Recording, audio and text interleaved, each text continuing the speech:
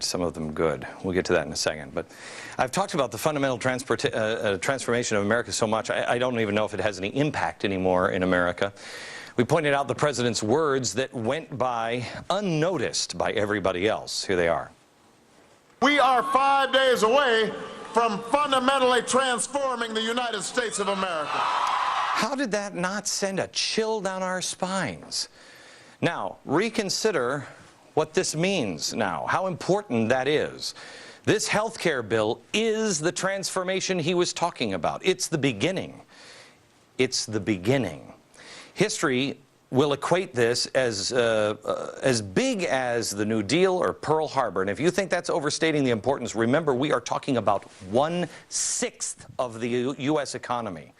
Listen how the president responded when Brett Baer, who, by the way, Brett, great job last night, unbelievable. Brett Baer pointed this out to the president last night, and here's how he responded. Now, you keep on repeating the notion that it's 1/6 of the economy. Yes, it's 1/6 of the economy, but we're not transforming 1/6 of the economy all in one fell swoop. All in one fell swoop. An amazing moment of honesty from the president. Just as he promised, it will be gradual. I believe that not just politically but also economically, it's better for us to start getting a system in place, a universal health care system, signed into law by the end of my first term as president, and build off that system to further, to make it more rational. By the way, Canada did not start off immediately with a single-payer system. They had a similar transition step. Transitioning a system is a very difficult and costly and lengthy enterprise. It's not like you can turn on a switch and you go from one system to another. I mean, America, let me ask you this question. How do the CBO numbers even make any difference? You know, only $954 billion. Oh, whoa, that's a party in my pants. Thank you for sending that one by. How does that make a difference? We're transitioning, not all at once. We're transitioning. Every single person in Washington that is for this bill says it's a starter home. Hello? Now, they're transitioning to make health care a right, along with education, just as FDR planned on doing. Oh, the second Bill of Rights, FDR, unfinished revolution, and why we need it more. Oh, written by Cass Sunstein, the guy I've been saying for about a year is the most evil man, most dangerous man in America. This has been the plan from the beginning. But first, we're smeared. First, we're saying we're not legitimate. Then we're making things up. Oh, they're hate mongers, whatever. But now the truth comes out again. This time from the Center for American Progress, the left-wing George Soros group run by John Podesta. They have now admitted, watch.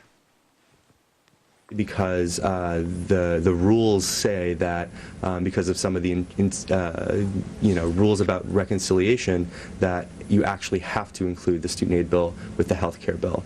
This was the plan all along. When the budget came out for 2010, instructions were given for reconciliation for both health care and for student loans. Wow. Wow, instructions were given. That's the plan all along.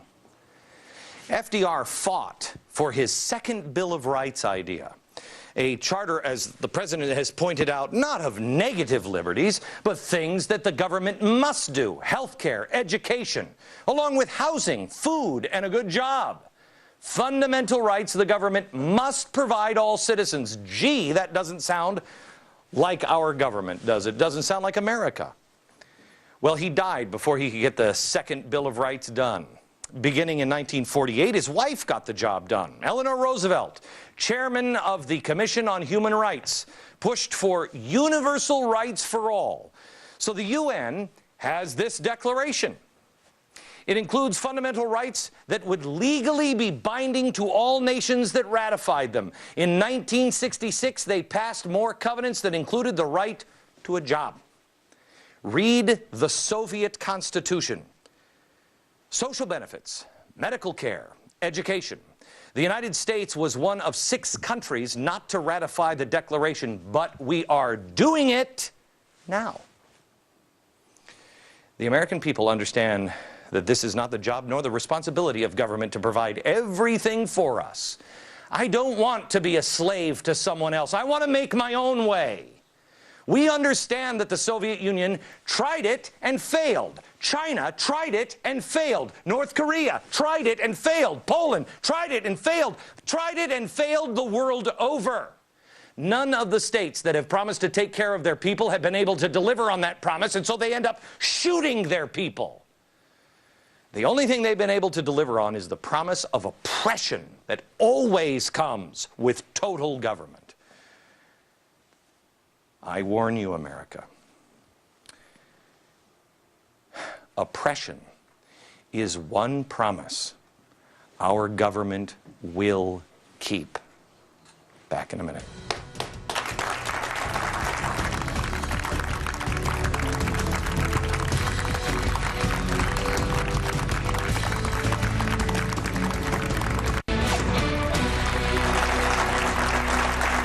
You know, I want to talk to you about something. We have to decide who we are.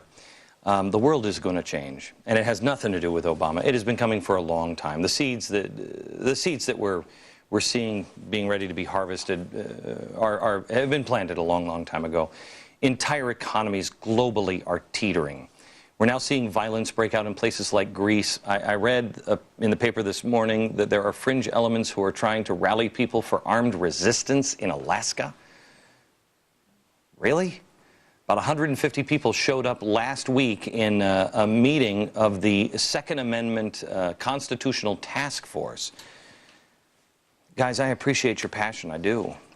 Violence is not the answer. If violence breaks out in this country, we are not these people. We need to be these people, but we are not these people. Thomas Jefferson was even fooled into the French Revolution. It ends in Napoleon and tyranny and guillotines. We must be people of faith, hope, and charity. Please, violence is not the answer.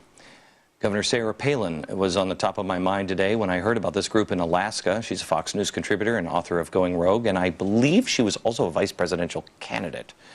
Welcome to the program, Sarah Palin. How are you, Governor? I'm doing great, and you're doing great work, Glenn, so thanks for letting me join you. Thank you. I wanted to get your thoughts because, you know, as much as people said that your what were they calling it, your reality show was a reality show, it wasn't a reality show. It was about the pioneering spirit in Alaska. You are one of the last places that really has what America, the attitude that America had 150 years ago or 100 years ago, where it's people saying, get out of my way and I'll help you, neighbor. What do you make of this group that says, grab your guns and bullets and let's go?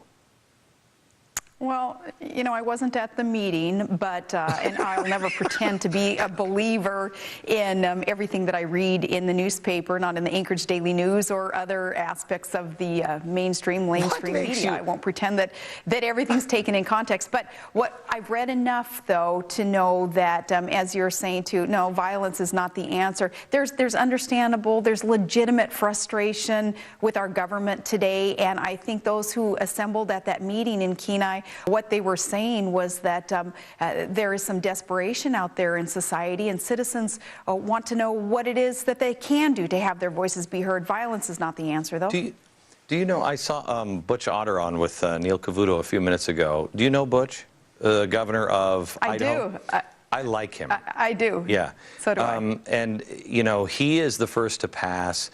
But there's, do we have the map anywhere? Do we have the map of how many states that are passing this? Why don't you bring that up so we can see it real quick?